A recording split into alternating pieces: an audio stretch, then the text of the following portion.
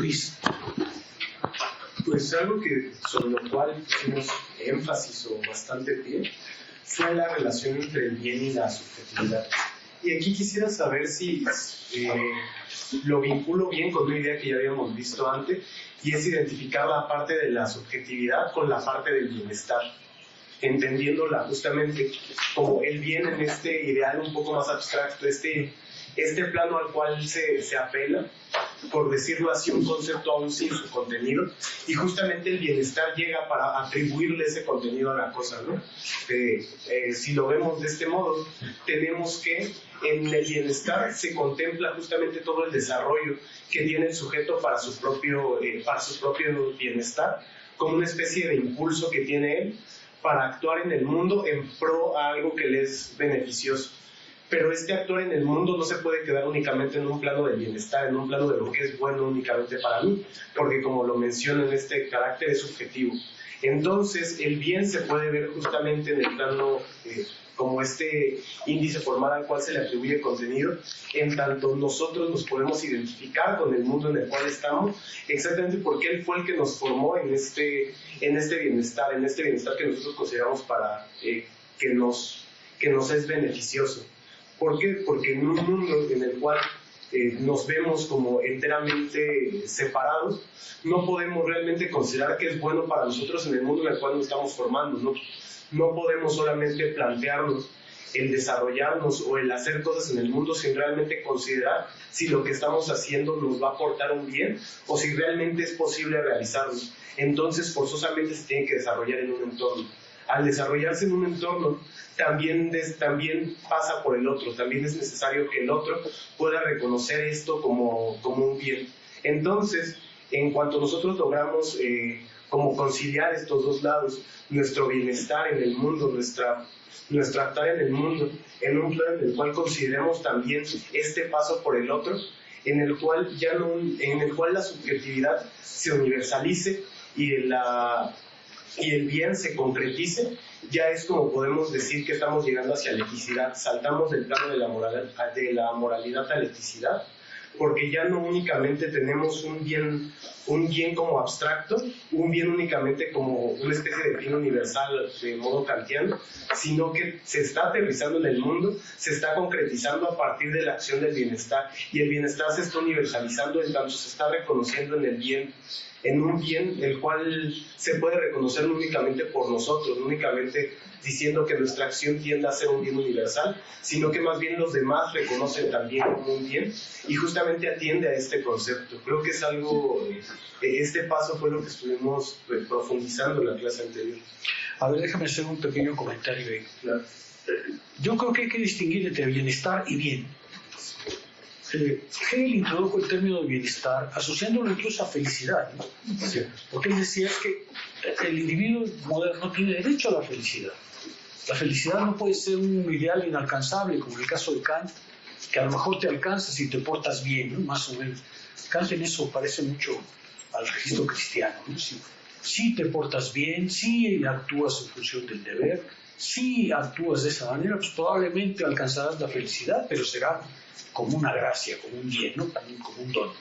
Sí. Y Hegel dice, no, el bienestar es una exigencia del individuo activo, es una exigencia del individuo que quiere realizarse en el mundo. Pero en cambio, cuando introduce bien, me parece que lo introduce en un tono mucho más universalidad. Los comentaristas, y creo que tienen razón, ¿te acuerdas que decía en la ocasión anterior? Hegel está mucho más cerca de Platón que de Aristóteles, la teoría política. Y la noción del bien es platónica. Es decir, es Platón el que introduce la noción del bien, porque él introduce como bien la concordancia del ciudadano con la polis. Para Platón el bien es el fin último, el fin más alto que se alcanza en la ciudadanía. Y Hegel creo que lo toma mucho en ese sentido, ¿no? Bien no se refiere, me parece a mí, solamente a aquellas condiciones que te permiten ser feliz, sino a aquellas condiciones que te permiten ser un ciudadano, ¿no? Vivir en el orden político.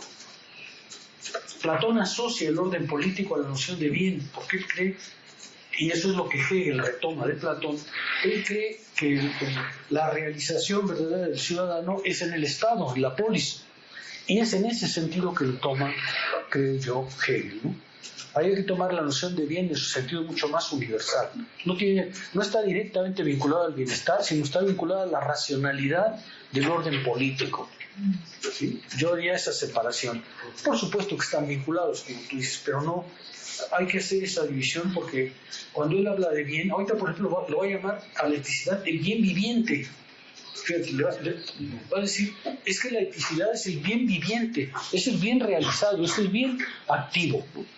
Y por supuesto, ahí está metida la familia, la sociedad civil, el Estado, o sea, está refiriéndose no solamente a cuestiones que tocan al bienestar personal, sino a un sentido de racionalidad política y social. La subjetividad como tal ya tiene la presencia de la moralidad, pero no se ha determinado.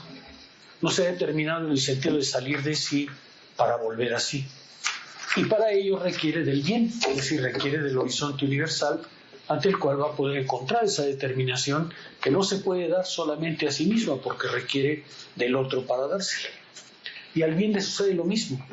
El bien ya está ahí, el bien ya apareció como esa racionalidad objetiva, pero aún no se determina, es decir, no se manifiesta, no se hace presente, y para ello necesita la subjetividad. Recuerden que la ocasión anterior hizo un énfasis marcado, porque creo que es importante desde el punto de vista, para comprender a Hegel, del movimiento lógico por el cual nos presentó el pasaje de la moralidad a la eticidad.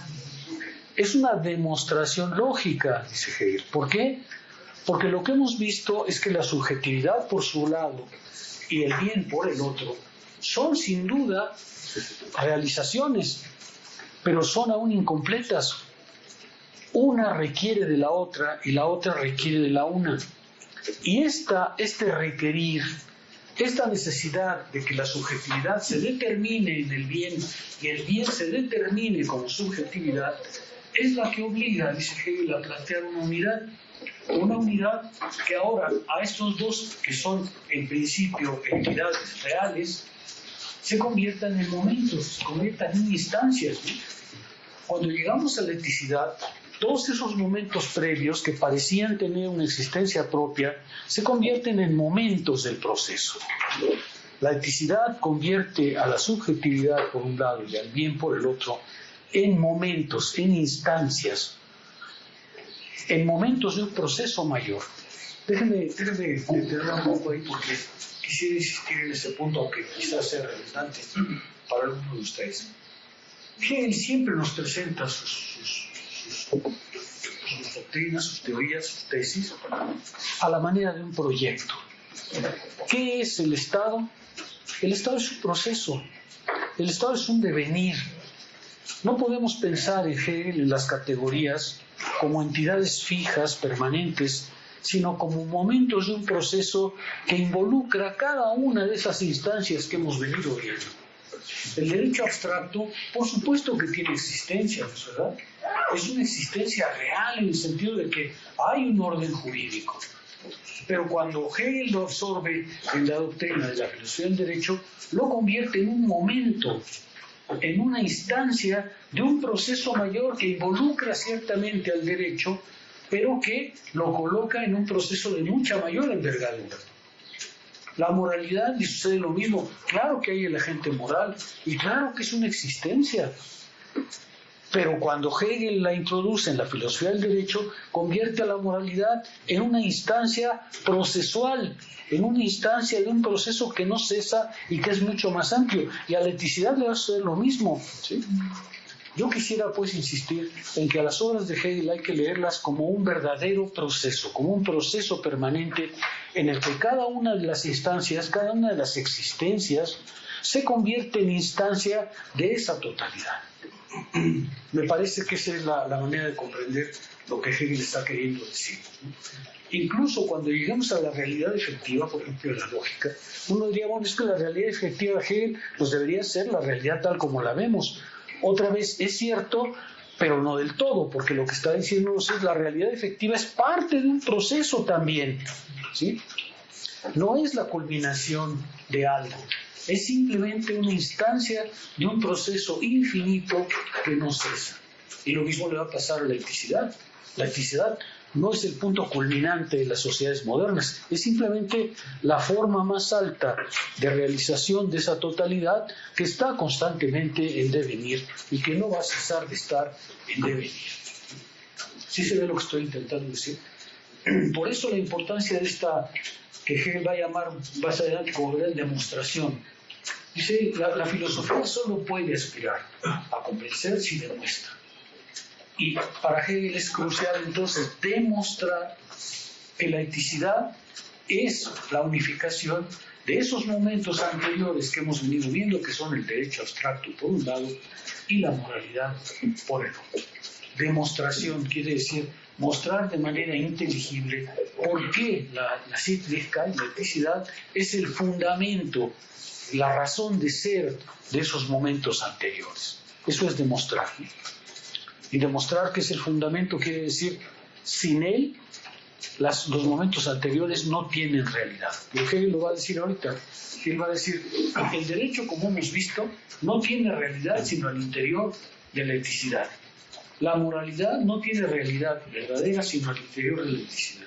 Por eso la eticidad es el fundamento de todos esos momentos, la razón de ser de todos esos momentos. Doctor, perdón la pregunta, pero en este sentido es como, o sea, a lo mejor va a parecer un poco disparatado, pero cuando Aristóteles, por ejemplo, define la polis, dice ontológicamente es el fundamento y también es el fin, ¿no? Entonces, en ese mismo sentido, por ejemplo, Hegel diría que la eticidad es el fundamento, pero también es el fin mismo, o sea, en cuanto a que está contenido en él todos los momentos que la realidad. A ver, déjame tratar de presentarlo así. Desde el punto de vista demostrativo, la eticidad o el estado, para usar términos hegelianos, hay comentaristas que dicen, creo correctamente, que Hegel a veces, digamos, exagera al colocar el estado como la culminación del proceso, ¿no? Desde el punto de vista demostrativo, lo que Hegel ha tratado de demostrar es la necesidad de un soporte para todos esos momentos anteriores. Desde el punto de vista lógico, desde el punto de vista demostrativo, racional, lo que Hegel quiere decir es, mira, te voy a demostrar que para que el derecho tenga sentido, para que la moralidad tenga sentido, es preciso que haya un proceso más amplio que los abarca a los dos. Desde el punto de vista lógico, demostrar quiere decir la necesidad de ese fundamento. Ahora, la cuestión es que ese fundamento en realidad está desde el principio, ¿sí? Solamente que desde la perspectiva hegeliana no lo puedes enunciar desde el principio. Esa es la queja contra Spinoza, ¿sí? Claro que las cosas tienen una sustancia y que nada más hay una sustancia, es decir, un proceso. No hay más que un único proceso. No hay más que una única totalidad, no hay ni dos ni tres, no hay más que una única totalidad. Pero esa totalidad no puede ser enunciada desde el inicio, porque así parece no demostrada. Esa totalidad se muestra necesariamente en la lógica, pero se encuentra desde el primer momento en el proceso. Déjame decirlo de esta manera, es lógicamente anterior y sin embargo probablemente históricamente posterior. ¿Sí? Los seres humanos no nacieron organizados en Estado. Los seres humanos no nacieron organizados de la manera en que las sociedades modernas. Lógicamente, la Sittlichkeit está desde el principio. Pero hay que demostrarlo, hay que hacer el proceso de demostración de su necesidad. Porque sin eso, dice Hegel, la filosofía no ha hecho sino plantearnos un fin que es una mera opinión. ¿Sí queda un poco más claro? Lo que Hegel está diciendo es, en realidad la totalidad siempre está, pero tú no puedes empezar hablando desde el punto de vista de la totalidad, tienes que mostrar su necesidad, tienes que mostrar que el Estado, por ejemplo el derecho, no se sostiene sin la eticidad, contrariamente a lo que pensarían los abogados, ¿no? Que el derecho es ser un autónomo que tendría, sí, tiene una cierta autonomía, pero solo la tiene porque su necesidad, su existencia se debe al proceso mismo. ¿Sí se ve? ¿Sí se comprende lo que Hegel está diciendo? Lo que Hegel está diciendo es, creo, y es importante para él, es cuando uno examina el derecho, tiene una cierta autonomía lógica, un despliegue que es de suyo, ¿sí me explico? El problema es que si se le quiere sacar del proceso al que pertenece, se vuelve falso, se vuelve insuficiente. ¿Por qué? Porque él no tiene su fundamento en sí mismo. Las normas que rigen nuestra vida son sin duda un orden jurídico, pero no son autosubsistentes, no dependen de sí mismas, dependen de un proceso mucho más global, de la reproducción social, de la reproducción económica, de la reproducción política, ¿no es cierto? Solo adquiere su verdad cuando entra efectivamente en esa totalidad. No es exactamente una especie de brazo mecánico de la totalidad, tiene su razón de ser propia, tiene su propia actividad, y sin embargo no es autónomo. El problema con Hegel siempre es cómo pensar que la particularidad, el derecho o cualquiera de nosotros, es a la vez activo y sin embargo sujeto al proceso. Las dos cosas. Cómo tiene una cierta autonomía, cómo tiene un cierto valor, como la administración, por supuesto, pero que no lo tiene como autosubsistente, lo tiene en función de determinaciones que la superan con mucho, de la economía, por ejemplo, pero a la vez la economía depende de la reproducción social y de la reproducción política, ¿sí? Eso es lo que Hegel, digamos, estaría diciendo. Solamente que él separa, como yo intentaba mostrarlo, la demostración lógica, es decir, porque la filosofía tiene que demostrar que racionalmente se requiere esa sustancia, y otra, digamos, el funcionamiento propiamente, digamos, real, objetivo de las cosas, ¿no es verdad? Pero déjame decirlo de una manera un poco más interesante. El orden de la exposición, decíamos hace tiempo, no es el mismo que el orden histórico, y tampoco es el mismo que el orden real, ¿sí? La exposición, en la demostración científica, no sigue el orden ni temporal, ni el orden, ¿cómo decirlo?, inmediato de las cosas. ¿Sí se ve? El Estado es el fundamento de todas esas cosas, pero puede haber aparecido históricamente mucho más tarde. Una cosa es la demostración, la exposición lógica, y otra muy distinta el desarrollo histórico de cómo las cosas se han presentado. ¿Sí? Por ejemplo, podemos decir, el dinero pues, es antediluviano. Voy a hablar un poco como Marx. El dinero es, si se buscan los rastros del dinero, pues te los encuentras hasta en Mesopotamia, ¿no es verdad?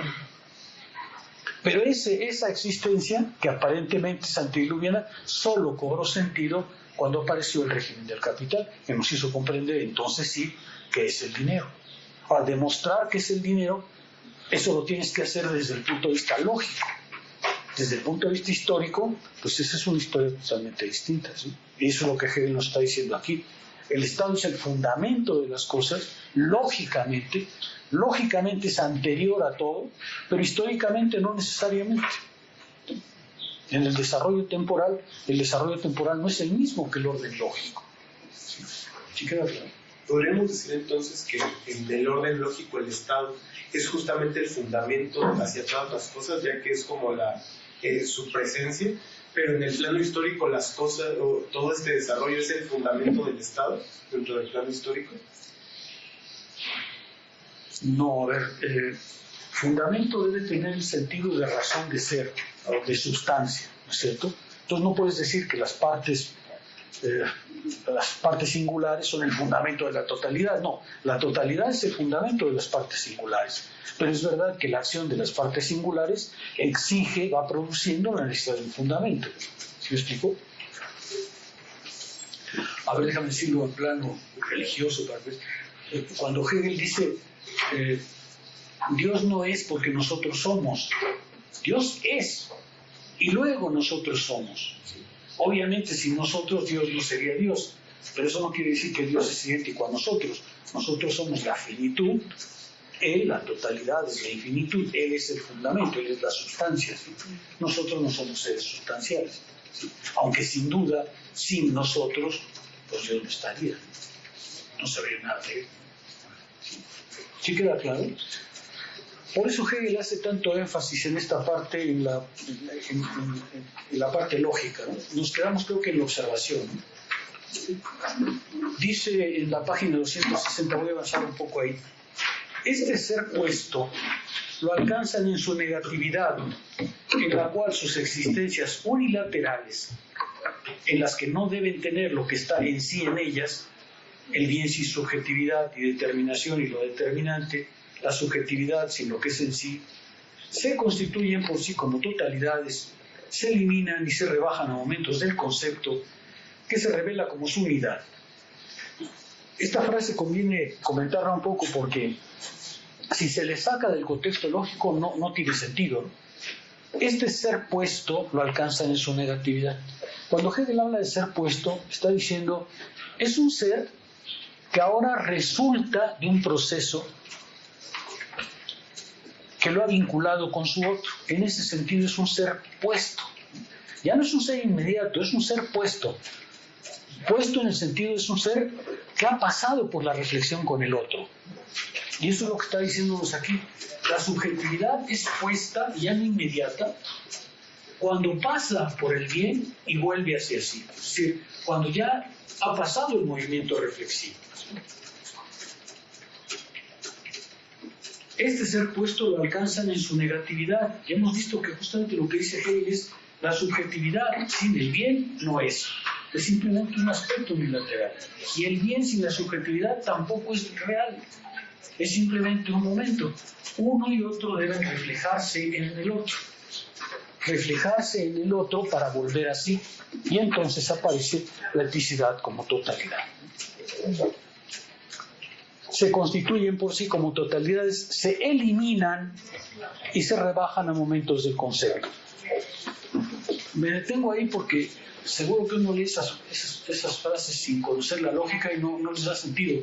Cuando Hegel dice que se eliminan, no quiere decir que desaparecen, quiere decir que se subsumen. ¿Sí? La subjetividad, cuando entra el bien, se convierte en un momento del proceso. Y Hegel a ese momento lo llama se elimina, en el sentido de se subsume. Deja de perder su autonomía para quedar subsumido en el proceso. Eso es lo que está diciendo Hegel. Se rebajan a momentos del concepto que se revela como su unidad. Para Hegel esto es muy importante, ¿verdad? Que ahorita habla de demostración, un poco más adelante, ¿no? Por medio de este ser puesto de sus momentos, alcanza el concepto realidad. Fíjense lo que está diciendo. Esto se tiene que comprender en el orden lógico. Por medio de este ser puesto, es decir, de esa subjetividad que se ha reflexionado en el bien y de ese bien que se ha reflexionado en la subjetividad, el concepto, es de la totalidad de los dos, alcanza su realidad y es por tanto como idea. Hegel nos está diciendo, ahora ya tenemos un juego a tres. Está la eticidad, que es el fundamento, está la subjetividad y el bien, que son sus instancias, y podemos decir, la sustancia se ha manifestado, se manifiesta, se hace real, ha alcanzado verdaderamente realidad. ¿Se acuerdan que decíamos, desde el principio nos dijo Hegel en el parágrafo 1, la filosofía del derecho es el concepto de libertad y su realización? Pues es lo que está diciendo aquí. Ahora hemos alcanzado el concepto de eticidad y su realización. El concepto de eticidad existe como concepto porque es la unidad de la subjetividad y del bien, pero ya no es una unidad cualquiera, es una unidad realizada, es una unidad real. ¿Sí? El concepto se hace realidad en una subjetividad puesta por el movimiento que la relaciona con el bien. Y el bien es el concepto hecho realidad cuando se determina como subjetividad activa y se presenta objetivamente. Ahora podemos entender que cada uno de nosotros, cada momento del proceso es a la vez él y la totalidad, sin separación, simultáneamente. Es simultáneamente la totalidad manifiesta. Es la subjetividad universalizada. Y por eso es el concepto real. Ahora sí alcanzamos la verdadera realidad. La subjetividad sola no es real. El bien solo no es real. Solo alcanza realidad cuando pasa por su otro y se refleja en el otro y se convierte en ser puesto, en un ser reflexionado. Eso es lo que está diciendo Hegel. Perdón, doctor. Yo acá no sé si es correcto utilizar el mismo término, pero recuerdo mucho en la fenomenología que venía, y más por la traducción que sé que fue la de Gustavo, si es correcto utilizar aufgeben, que es como el superar y llevar en sí, como eliminar. Cuando traducen aquí eliminar, es el aufgeben. Okay. Es el subsumir. Gracias. Cuando normalmente traducen eliminar, cuando deberían poder más bien subsumir, ¿no? Cuando dices se eliminan, está queriendo decir no es que desaparezcan, es que se convierten ahora en instancias, se subsumen en el proceso, ¿sí? Es decir, déjame decirlo así, lo que Hegel está diciendo es, mira, hemos visto que la subjetividad es muy importante, porque el agente moral es un elemento fundamental de nuestras sociedades, pero no puede reclamar una autonomía completa. No puede reclamar como si él fuese, voy a usar como Spinoza, un imperio dentro del imperio. La subjetividad no puede, a pesar de toda su importancia, a pesar de toda la importancia del agente moral, no puede exigir para sí una especie de autosubsistencia. Él se subsume en la totalidad. No es que desaparezca, sino que queda contenido en un proceso más amplio. Eso es lo que Hegel nos está diciendo aquí.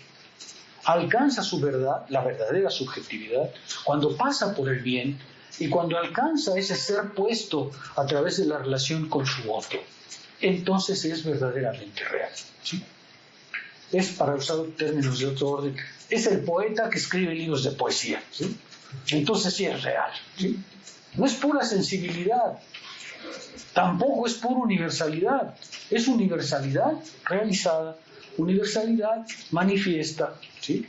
Es el concepto en dos patas, ahora sí, y entonces es real, ¿sí? Es verdaderamente real. Ahí cuando Hegel utiliza el término de realidad en el sentido de dialéctica. ¿Algún comentario? ¿No? Entonces, en este proceso de ver al Estado, ¿cómo podría entonces concebir la ética dentro de la formación del Estado? La ética, Sí. cuando te refieres a ética, ¿te refieres a la moralidad? Sí. Bueno, ya vimos cómo, ¿no? Ya vimos cómo. A ver, otra vez, el desarrollo lógico que Hegel nos presentó trató de mostrar que en las sociedades modernas el sujeto activo es una nueva fuerza que, sin embargo, para hacerse real, necesita ser subsumido en una totalidad. Sí. Desde el punto de vista lógico, Hegel te diría, lo que acabo de mostrar es que el sujeto de la moralidad, el agente moral de nuestros días, que es un elemento fundamental, no puede, sin embargo, reclamarse como autónomo, sino como un momento de la formación de la voluntad. En ese sentido, he justificado que el agente moral debe tener un fundamento más allá de sí mismo. Justificar quiere decir aquí demostrar. He mostrado, ese es el pleito que Hegel tendría con aquellos que lo acusan de totalitarismo. Yo diría, soy el único que ha intentado mostrar, es decir, argumentar racionalmente por qué el agente moral no puede pretenderse autosubsistente, ¿sí? He tratado de mostrar racionalmente que su existencia se debe a un proceso mucho más amplio y que está contenido en ese proceso global. Ahora, obviamente lo que ha sucedido en el plano histórico es que la ética, por ejemplo en el plano kantiano, apareció cuando el sujeto libre emergió, cuando se rompieron las cadenas tradicionales, cuando apareció un sujeto que quería ser activo y que quería por fin ver su acción reflejada en el mundo. Desde el punto de vista histórico esto es muy tardío, ¿no? Desde el punto de vista lógico, dice Hegel, se puede demostrar que su aparición histórica es, sin embargo, está condicionada, sin embargo, a la existencia de esta totalidad, ¿sí? Claro que tienes que ser un sujeto ético, pero si solo quieres hacer ética, vas a ser un fariseo, porque no vas a entender que en realidad perteneces a un orden ético e histórico de un orden totalmente distinto. ¿Se explico? El sujeto ético, Hegel le diría un poco acá, es que la ética no tiene la autonomía que tú pretendes que tiene, ¿sí?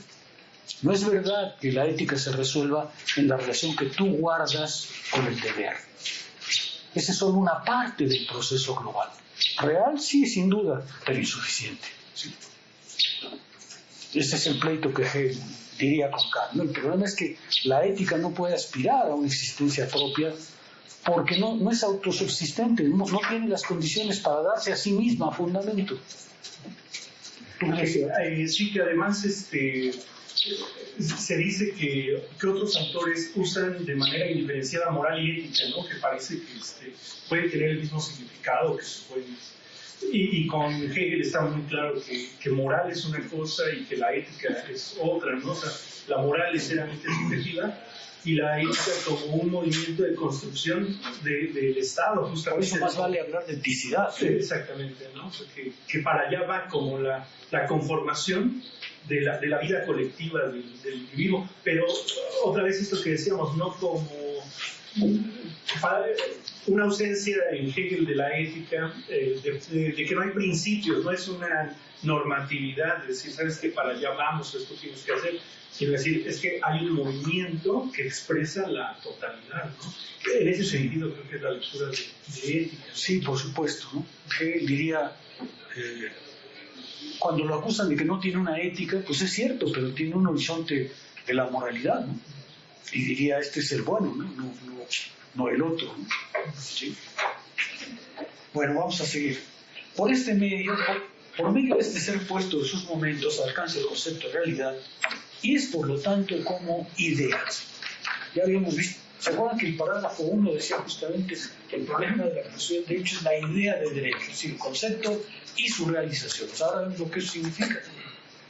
La creación del derecho no es otra cosa que la descripción de cómo la eticidad, el concepto de libertad en particular, ha alcanzado forma efectiva en nuestras vidas. Es decir, como concepto que ha llevado sus determinaciones a la realidad y al mismo tiempo en su identidad es su esencia existente en sí.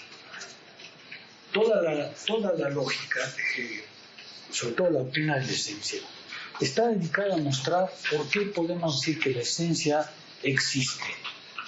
La primera frase de la doctrina de la esencia en la lógica dice: la esencia debe aparecer. Debe aparecer.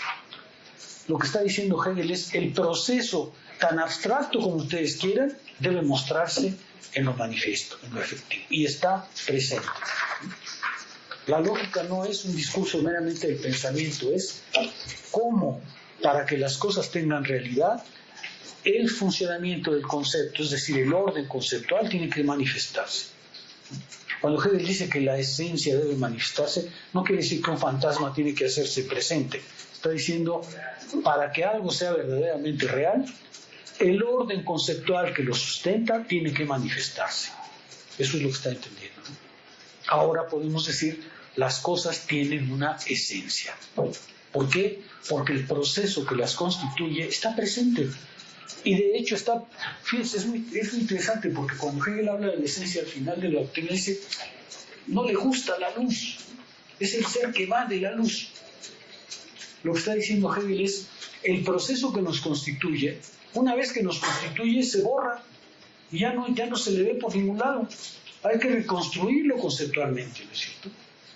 Todas nuestras presencias se explican, dice Hegel, por el proceso que nos ha generado, por el proceso histórico, social, político que nos ha generado. Pero cuando ya estamos en el mundo, ese proceso se oculta, ya no le gusta la luz. Hace creer que las cosas simplemente están ahí. Se oculta y entonces conceptualmente lo tenemos que reconstruir. Eso es encontrarles justamente su esencia. Y decir, las cosas existen, pero no existen porque sí, existen por un proceso que conceptualmente tenemos que comprender. Eso es lo que está diciendo Hegel. ¿Queda un poco más claro? Sí. La esencia tiene que manifestarse, pero Hegel entiende por esencia no un doble de nosotros, sino el proceso con los que nos constituye. Todo tiene una esencia, pero esa esencia no es otra cosa que el proceso que la hace ser lo que es. Por lo cierto, esa es la definición de esencia, ¿no? Solamente que en Hegel eso está conceptualizado en términos de proceso.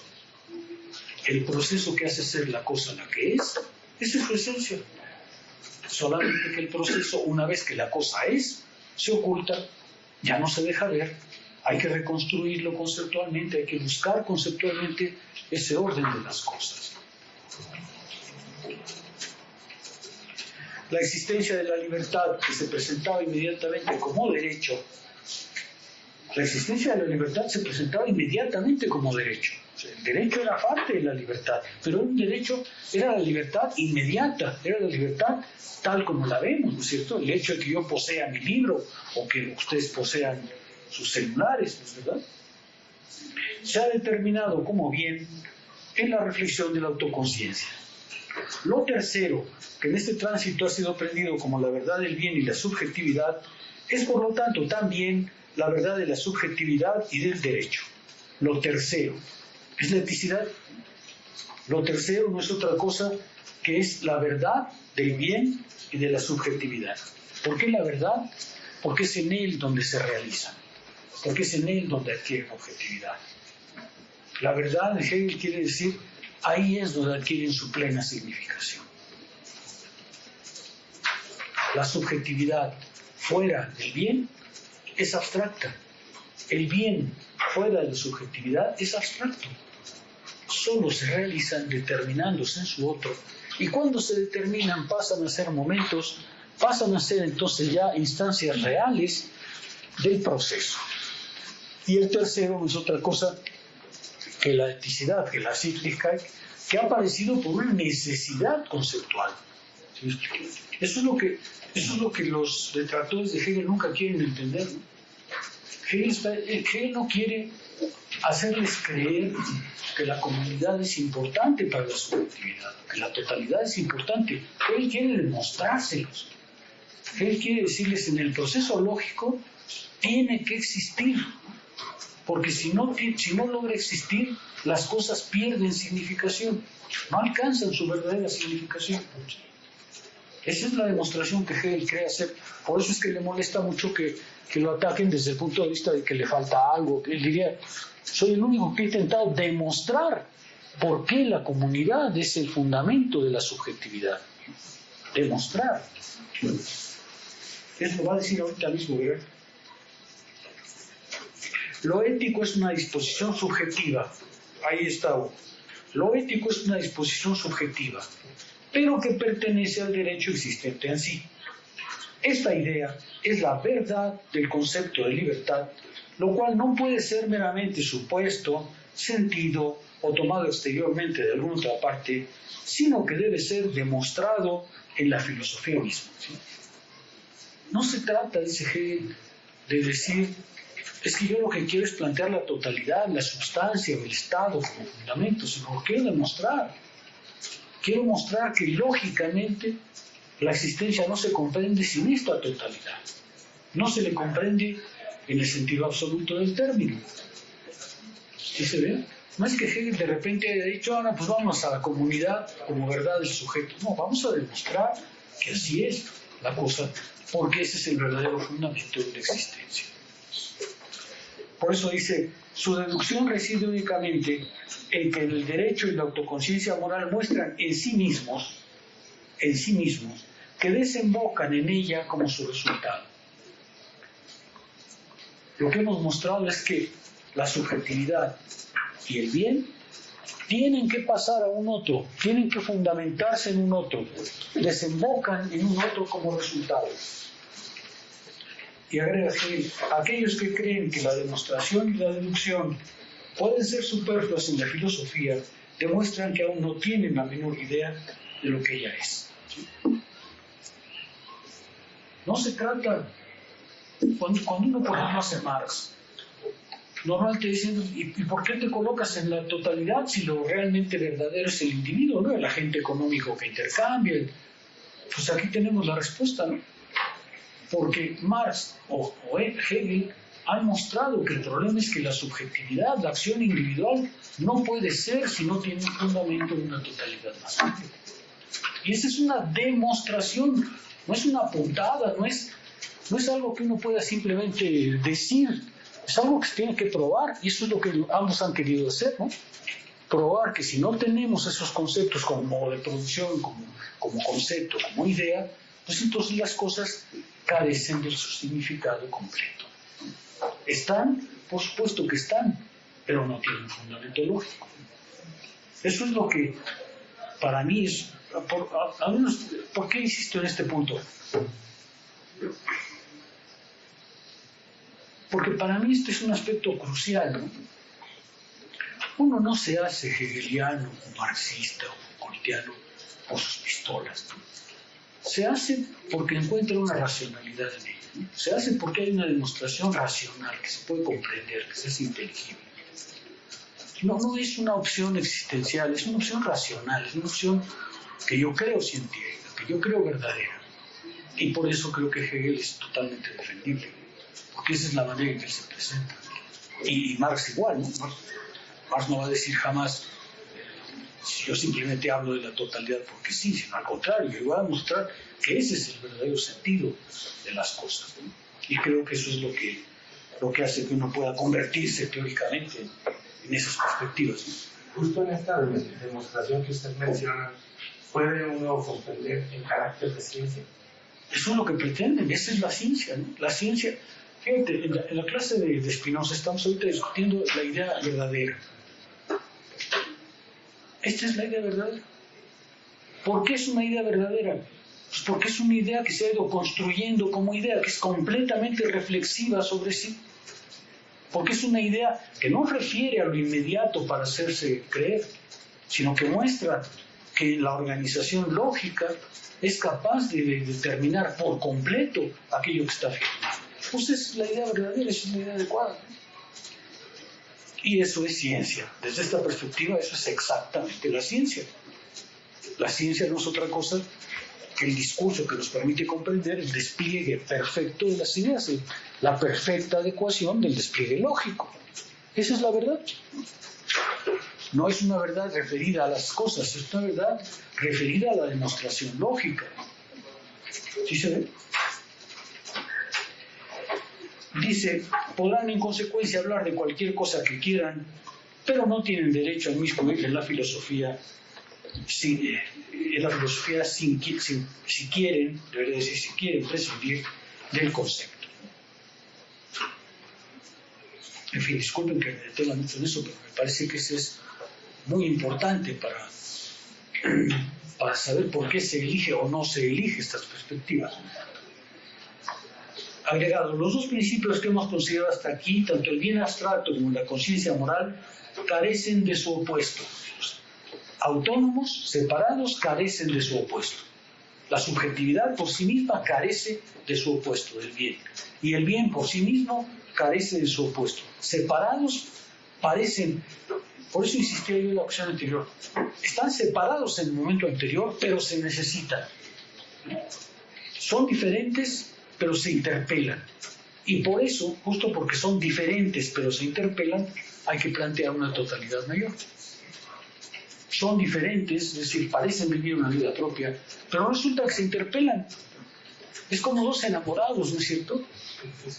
Son dos, pero no pueden vivir sin uno sin el otro. ¿Qué tienen que hacer? Pues vivir juntos. De casarse ya no. Son dos diferentes, pero no pueden vivir uno sin el otro. Pues tienen que vivir juntos. Pues es lo que está diciendo aquí Hegel. Esa es la lógica hegeliana, ¿no? Puesta a ras de suelo, pero es una lógica hegeliana. Si dos cosas son diferentes, pero no pueden vivir uno sin el otro, pues tienen que unificarse. Eso es lo que Hegel nos dijo.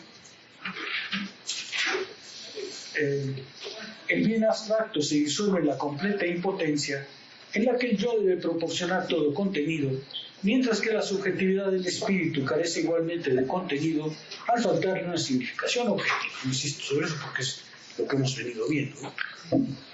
Por lo tanto, puede surgir para contrarrestar el tormento de la vacuidad y la negatividad el anhelo de una objetividad en la que el hombre se rebaja completamente a un estado de servidumbre y completa dependencia. Cuando la subjetividad se separa del bien, está diciendo Hegel, pues esa necesidad de objetividad, puede llevar a la vacuidad, entregarse a un otro a ciegas, ¿no? Por eso introduce cuando últimamente muchos protestantes se convirtieron en la Iglesia Católica, Lo que ocurría era que encontraban su interior sin contenido y buscaban algo firme, un apoyo, una autoridad, aunque no era precisamente la firmeza del pensamiento la que recibían. Suena un poco extraño, ¿no?, el haber referido esta cosa, pero lo que Hegel está diciendo es, cuando el bien no logra reconocerse en el bien, pues se entrega a la vacuidad, o sea, se entrega a ciegas a un objetivo que parece resolverle esa angustia que siente en su vacuidad, pero que en realidad no se la resuelve. Suena un poco extraño cuando uno lee esta primera parte. ¿Por qué el ejemplo de los protestantes? Porque dice, claro, sentían una carencia, entonces se entregan al régimen católico donde no encuentran solución, pero es porque su vacuidad los impulsa a llegar ahí. Un poco en el tono que decía hace rato Rodrigo, ¿no? Si el sujeto no encuentra solución, pues busca una objetivación, la que sea, ¿no? Sí. Bueno, la unidad del bien subjetivo y del bien objetivo existente en y por sí la eticidad, en la que se produce la reconciliación de acuerdo con el concepto. Ya lo entiendo. Si la objetividad es pues la forma de la voluntad según el lado de la subjetividad, la eticidad no es ya meramente la forma subjetiva y la autodeterminación de la voluntad, sino el tener como contenido su propio concepto, es decir, la libertad. Lo jurídico y lo moral no pueden existir por sí y deben tener lo ético como fundamento. En efecto, al derecho le falta el momento de la subjetividad que la moral tiene, en cambio exclusivamente para sí, por lo cual ninguno de los dos tiene por sí realidad. Y aquí viene lo más interesante. Solo lo infinito, la idea, es efectivamente real. Solo la totalidad es efectivamente real. Solo la idea alcanza la efectividad real, porque no es solamente el desarrollo de lo inmediato, sino es el desarrollo de lo inmediato conceptualizado, inteligible, comprensible. Eso es lo infinito. El derecho solo existe como una rama de la totalidad, como planta que crece en torno a un árbol firme en y por sí. Hegel hace toda esta introducción para decir, todos esos momentos anteriores han quedado subsumidos aquí. Eliminados no es la palabra correcta, subsumidos. Subsumidos porque existen, pero existen como momentos de una totalidad más amplia. Existen y su existencia se debe justamente a ese proceso global. Si los arrancamos del proceso global, caen efectivamente en la abstracción nuevamente, en la abstracción de la subjetividad o en la abstracción del bien.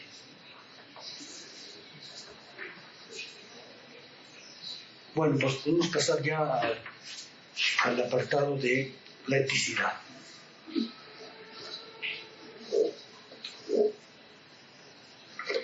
Es parágrafo 142. La eticidad es la idea de libertad como bien viviente. ¿Se acuerdan que ese autor les decía? Va a aparecer el término bien viviente. Eso es lo que está diciendo aquí, ¿no? La eticidad es el bien viviente, el bien manifiesto. No solamente el bien platónico, sino el bien realizado, el bien viviente, el bien en la existencia, que tiene en la autoconciencia su saber, su querer y por medio de su actuar, su realidad.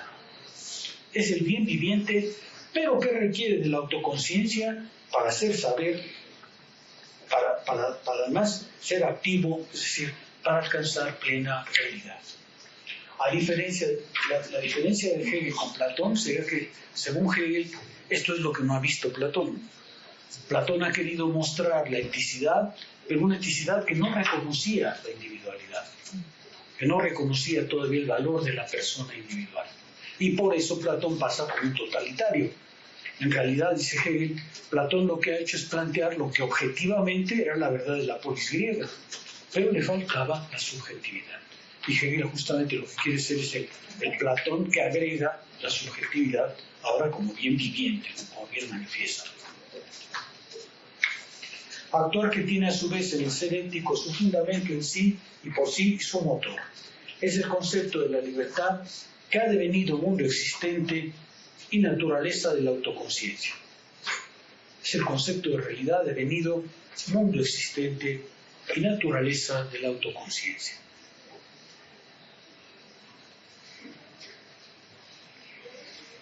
¿Comentario, preguntas? Ese parágrafo no tiene problema. 143. Puesto que esta unidad del concepto de la voluntad y de su existencia en la voluntad particular es un saber, se presenta aún la conciencia de la diferencia de esos momentos de la idea, pero de tal modo que ahora cada uno de ellos es la totalidad de la idea y la tiene como fundamento y contenido. Es decir, Hegel va a decir, ya alcanzamos esta totalidad, pero no ha sido desplegada. Es necesario, ¿para qué? Para que alcancemos su completa comprensión, que se despliegue en momentos, que se presente en momentos. Pero estos momentos que se van a presentar ya no son momentos aislados, ya están contenidos en la totalidad. A diferencia de lo que nos pasaba antes, ¿no? Que podíamos hablar del derecho abstracto sin hablar de la moralidad. O podemos hablar de la moralidad sin hablar del derecho o de la eticidad. Ahora ya no. Ahora ya llegamos a un punto en el que cada uno, la familia, la sociedad civil y el Estado, en realidad ya son la totalidad. Ya no son momentos aislados. Ya no se les puede tomar como momentos independientes. Ya son momentos de la totalidad. No se ha desplegado. Pero ese despliegue para el saber, que ya está ahí puesto, ese despliegue para el saber tiene que mostrarse, sin embargo, ya no como entidades separadas, sino como entidades inmiscuidas todas en el mismo proceso. ¿Sí queda claro eso? A ver, déjenme insistir un poco ahí. Aquí ha cambiado el régimen demostrativo. Aquí ha cambiado un poco la concepción demostrativa, porque antes, en los momentos anteriores, habíamos tenido el problema de que siempre encontrábamos algo singularizado cuyo examen exigía un otro para realizarse. Por ejemplo, cuando examinamos el derecho, vimos que se le podía examinar en sí mismo, pero que necesitaba de un otro para realizarse. Y ese otro, que en este caso era la moralidad, tenía que aparecer porque el primero no podía vivir por sí mismo. Lo mismo le pasaba a la moralidad. Cuando llegamos a la moralidad vimos que era un momento que se podía examinar por sí mismo con una teoría de la acción del sujeto. Pero el problema es que él mismo no podía dar razón de sí y necesitaba de un otro para realizarse. Por eso tuvo que pasar hacia el bien. Ahora ya cambió el régimen demostrativo porque ya alcanzamos la totalidad y ahora ya no podemos decir que cada uno de los momentos que tenemos es separable del otro. Cada uno contiene él y la totalidad, pero la contiene todavía sin manera reflexiva. Es como el momento que nos encontramos en la lógica en este momento. Cuando llegamos a la realidad efectiva, ya no estamos hablando de realidades independientes que encuentran a un otro. Ya estamos hablando de la totalidad dentro de la cual los modos o lo particular juegan ya un papel significativo. Ya no estamos tratando de mostrar la unidad, esa ya la mostramos. Ahora estamos tratando como de la totalidad hay efectivamente fragmentos que se van a ir desplegando. ¿Sí me explico? Déjame decirlo de manera más gráfica quizá. Antes pasábamos de los efectos a la causa. El derecho era un efecto, la moralidad era un efecto y tuvimos que pasar a la eticidad que era su causa. Una vez que llegamos a la causa, la demostración es completamente distinta. Ahora se trata de partir de la causa para encontrar los efectos. Ahora se trata de partir de la totalidad para encontrar la particularidad. La familia ya no es independiente de la eticidad, es parte de la eticidad. Y ahora vamos a ver qué parte de la eticidad se realiza en la familia. La sociedad civil ya no es algo independiente, es algo al interior de la totalidad. Y se trata de ver qué parte de la totalidad y qué papel juega dentro de ella. ¿Sí se ve la diferencia que estoy intentando subrayar? Para Hegel eso es muy importante. Ya una vez que llegamos a la totalidad, en este caso la eticidad, los momentos al interior de la eticidad ya no son independientes como lo era el derecho o como lo era la moralidad. Ya son parte de la cíclica. Y ahora se trata, partiendo de la totalidad, ver cómo la totalidad se manifiesta en cada uno de sus momentos. ¿Sí? ¿Sí me explico? ¿Sí queda claro? Ya no podemos hablar de partes independientes que después se unen, porque ya alcanzamos la unidad. Ahora se trata de demostrar dentro de la unidad qué papel juega cada cosa. Lo dice en términos espinosistas. Ya estamos en la sustancia. Ahora vamos a ver cómo funcionan los modos. Ya no es cómo los modos gradualmente irían produciendo la sustancia, eso ya lo pasamos. Ahora ya estamos en la sustancia y vamos a ver cómo funcionan los modos particulares de la sustancia. Digamos entonces que cuando la totalidad aparece en este sentido de bien, ¿sí?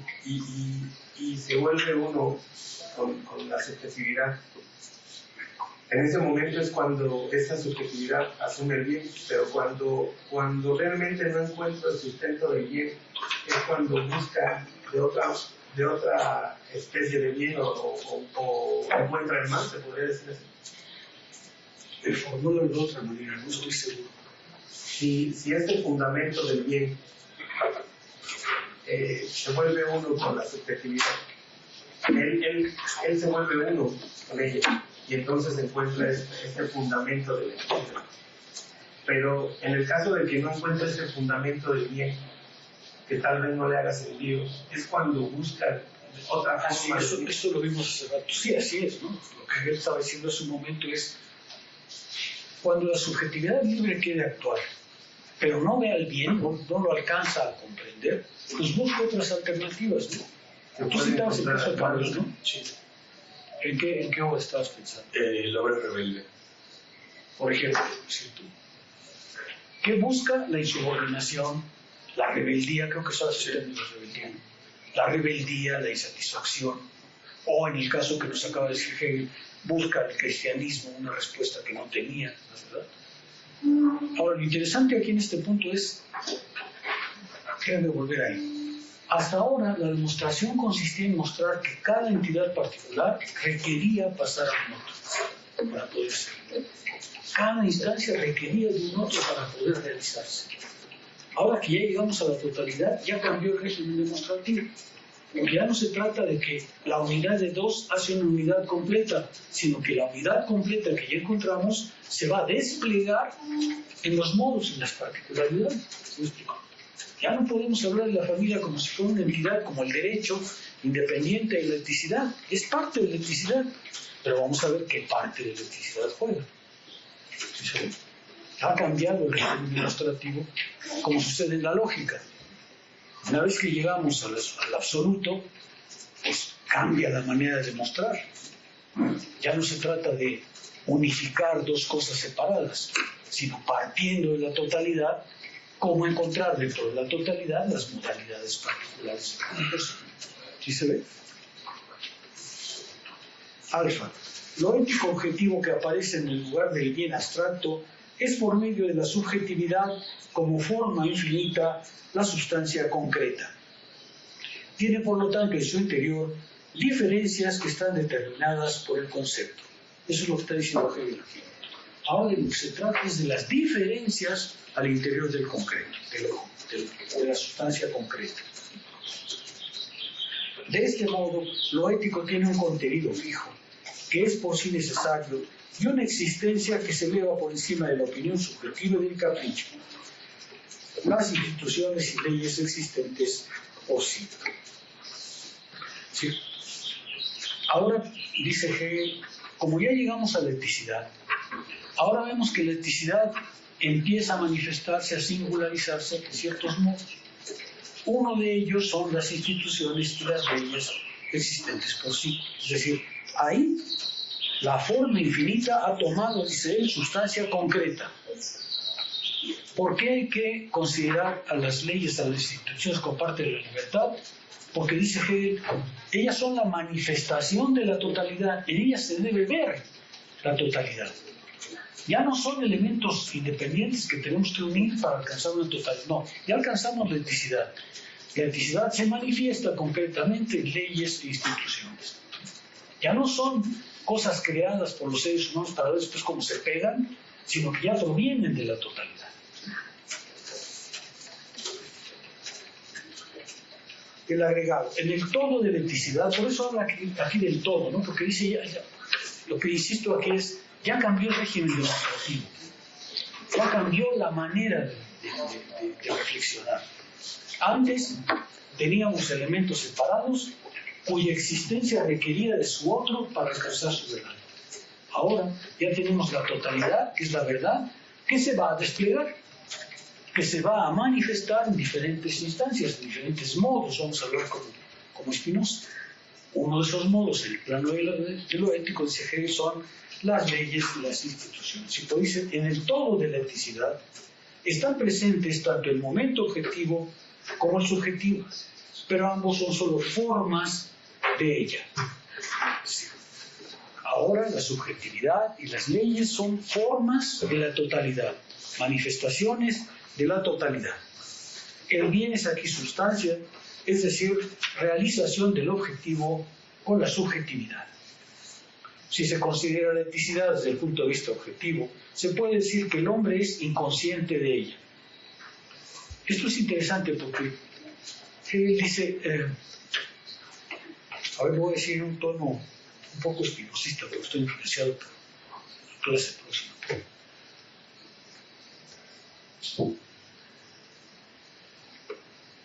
Los hombres han producido esa sustancia. Esa sustancia no existe más que por la acción humana, no existe por sí. Es el resultado de la acción humana.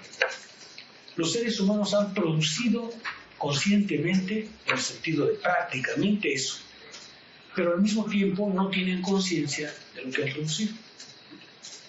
Es algo que, por ejemplo, Marx o el mismo Spinoza dirían: los seres humanos producen el mundo, pero no tienen conciencia de que lo están produciendo. Es su obra, pero lo ignoran. Es un poco paradójico, porque es conciencia inconsciente, ¿no?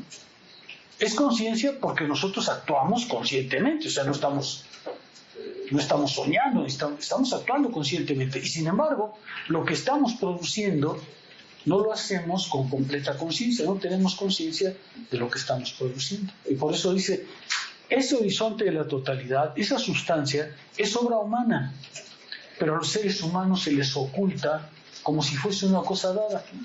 Y por eso presenta el caso del mundo griego, ¿no? ¿Quién hizo las leyes? Los seres humanos han tenido siempre problemas para comprender. ¿Y quién hizo las leyes? Las obras comunes que los seres humanos hacen, los seres humanos no reconocen que las hacen. Y entonces, por ejemplo, dice, pues sí, vino Solón, ¿no? Y puso aquí la ley, ¿no?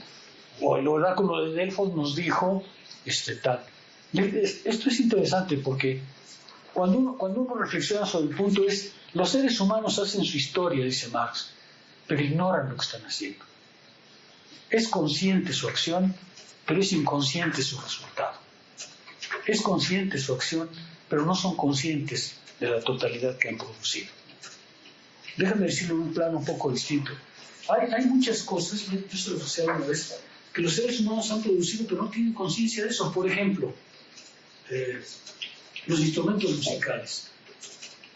Cuando uno ve entre los griegos, entre los romanos, ni se diga en su ¿quién inventó la guitarra? Pues los griegos van a decir, pues un dios bajó, ¿no? Y nos dio la guitarra, ¿no? ¿Quién puso el fuego? Pues Ptolomeo, ¿no? Porque, digo, ¿cómo se llama? Prometeo. Pues Prometeo bajó el fuego y lo castigaron. ¿Quién inventó la escritura? Respuesta de los egipcios, pues el dios Thoth, ¿no? Que bajó. Y respuesta de los sumerios, pues el dios no sé qué bajó.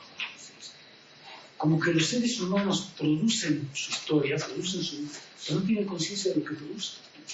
Y por eso dice Hegel, el problema es que ese orden se les aparece a los seres humanos como dado, como puesto ahí, no se sabe por qué o por quién. Es en realidad su obra, pero es su obra inconsciente. Es una conciencia inconsciente. Es una conciencia que no es conciencia de lo que realmente está produciendo conscientemente. Y por eso dice Hegel, el problema es que ese orden, las leyes y las instituciones, parecen como dados desde fuera. Los seres humanos no se dan cuenta que eso lo han producido. Y así como aparece esa parte, ¿no? En ese sentido, Antígona proclama que nadie sabe de dónde provienen las leyes. Son eternas, Es decir, son la determinación existente en sí y por sí que surge de la naturaleza de la cosa misma. El orden humano se les presenta a los seres humanos como un orden dado, ¿no? Como si fuese dado no se sabe por quién, cuando en realidad es su obra, exactamente igual que la escritura, exactamente igual que los instrumentos musicales, exactamente igual que el fuego, ¿no es verdad?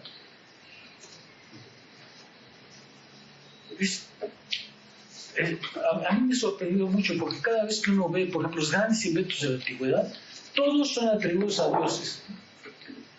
La única excepción que yo conozco es cuando Séneca dice la taquigrafía la inventaron los esclavos. Eso sí. Séneca sabe que la taquigrafía pues, la inventó el secretario de Cicerón. Pues es eso. Uno pensaría que los esclavos no son capaces de producir nada, dice Séneca, pero sí, ahí tienen. Hicieron la taquigrafía. Pero la escritura, la música, la poesía, siempre son dones divinos. Siempre. Siempre. Es como en el caso del mercado, ¿no? Cuando uno va al texto de Adam Smith y habla, dicho por el doctor Germán Gutiérrez, dice que el mercado es un suceso dado, pero que no fue planeado por el hombre. Así lo justifica. Que no fue planeado por el hombre, sino que apareció de la necesidad del hombre, pero no fue algo planeado o que no fue algo concebido por el hombre. Pareciera una fantasía. No, pues te acuerdas que Spinoza lo explica muy bien, ¿no? O sea, a mí me gusta mucho la explicación de Spinoza, ¿no? Es decir, los hombres actúan en función de un fin y el problema es que cuando alcanzan el fin ya no se dan cuenta que actuaron. Actúan en función de un fin y creen que todo debe estar de esa manera, ¿no? Entonces, obviamente, cuando encuentran un mundo que ellos no pusieron, por ejemplo, el del mercado, pues entonces dicen alguien lo tuvo que poner, ¿no? La explicación, ¿se acuerdan de esa explicación? Que me parece muy interesante, ¿no? Porque dice, como saben que no crearon el mundo, yo no puse al león ni al cochinito, ¿no? Alguien tuvo que poner al cochinito para que hiciéramos carnitas, ¿no? Porque, pues, yo no lo puse, entonces, ¿quién lo puso? Alguien tiene que haberlo puesto. Dice Spinoza, pues ahí se presenta la inversión, ¿no? Completamente. En lugar de decir las cosas son porque son, alguien las tuvo que poner. Y es un poco lo que le pasa creo que aquí. Alguien tuvo que poner las leyes, porque yo no fui, ¿no? Claro, los griegos, por ejemplo, sí reconocen a algunos grandes legisladores, ¿no? Pero al mismo tiempo saben que son legisladores puntuales, ¿no? Solón, todos ellos, pero las leyes, ¿quién puso las leyes? Son eternas, ¿no? ¿Quién sabe de dónde vienen? Cuando en realidad es obra humana. Pero no en menor medida esta sustancialidad tiene también una conciencia, aunque siempre le corresponda ser solo un momento. 145. El hecho de que lo ético es un sistema de estas determinaciones de la idea constituye su racionalidad. Ahora es importante porque aquí lo que él está diciendo es ¿por qué es racional? ¿Por qué es un sistema? Porque se despliega efectivamente como un vínculo ordenado de determinación. Es su racionalidad. Hay una racionalidad que porque es el acto humano realizándose, manifestándose, creando una sustancia.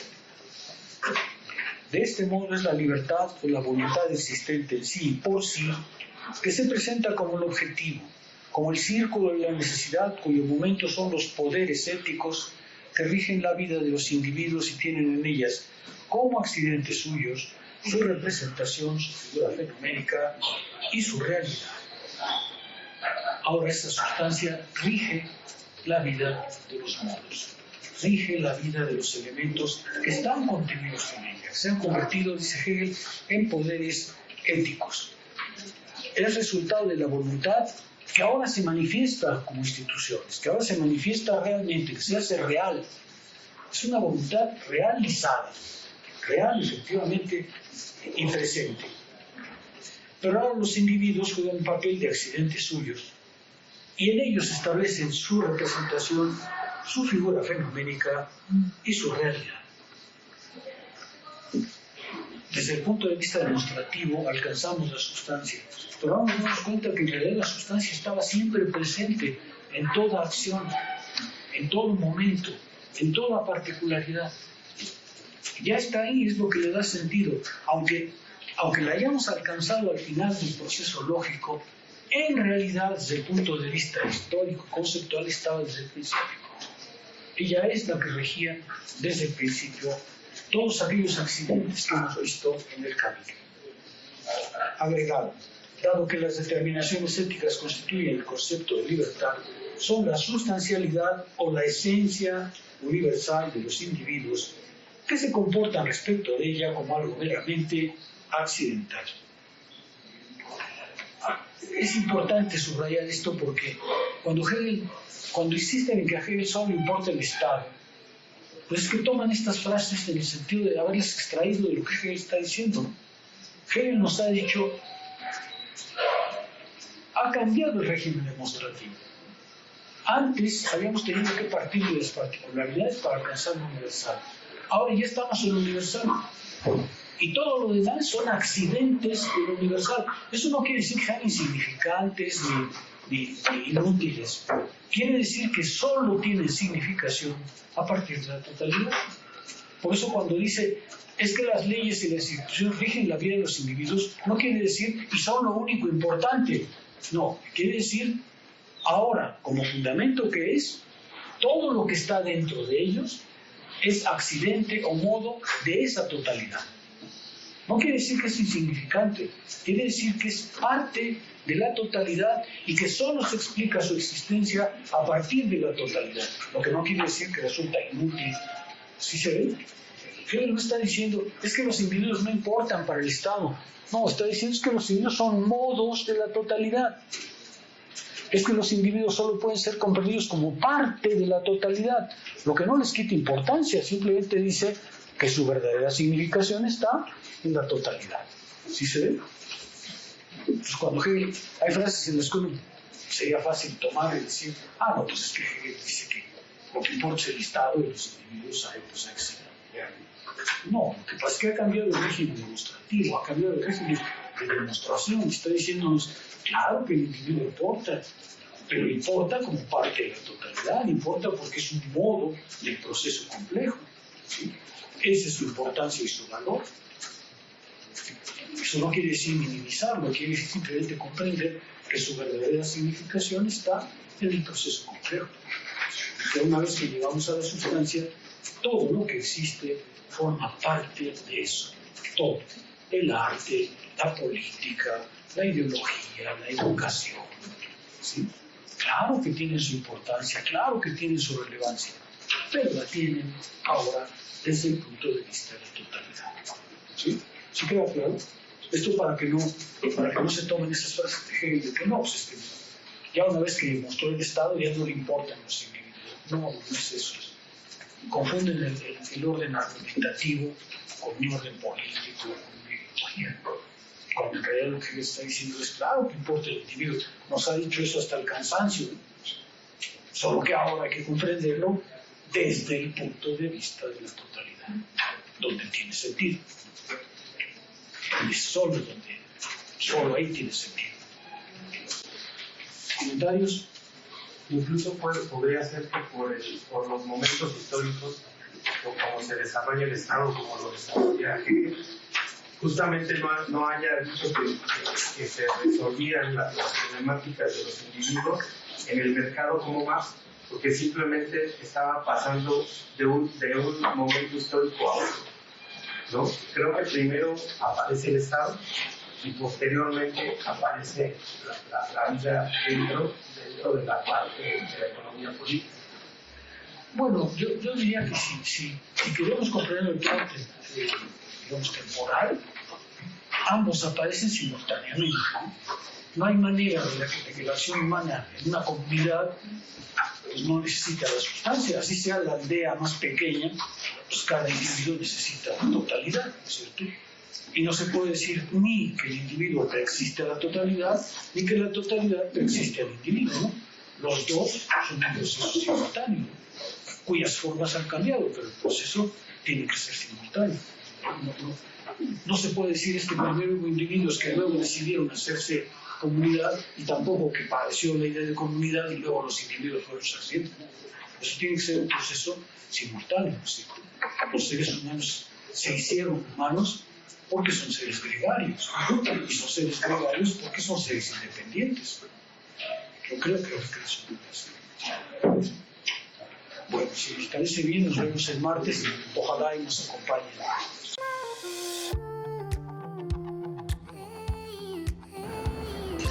Escape to the genuine Mayan culture at Tulum, Mexico. Casa Bix Abil was inspired by ancient Mayans' way of life, originated in the 12th century. The name Bixabil means, how is your path in life? Those are the words used by Mayans people to say, today in modern culture, hello. The meaning of our place, it's invite you to reflect your path in life by experiencing the unique Mayan stay. Live in a Bix Abil community, feel at home. Our place offers you the opportunity to connect to other people by Mayans experience. Perfect to families and friends for travel. Kids welcome and friends groups until 6 persons by room.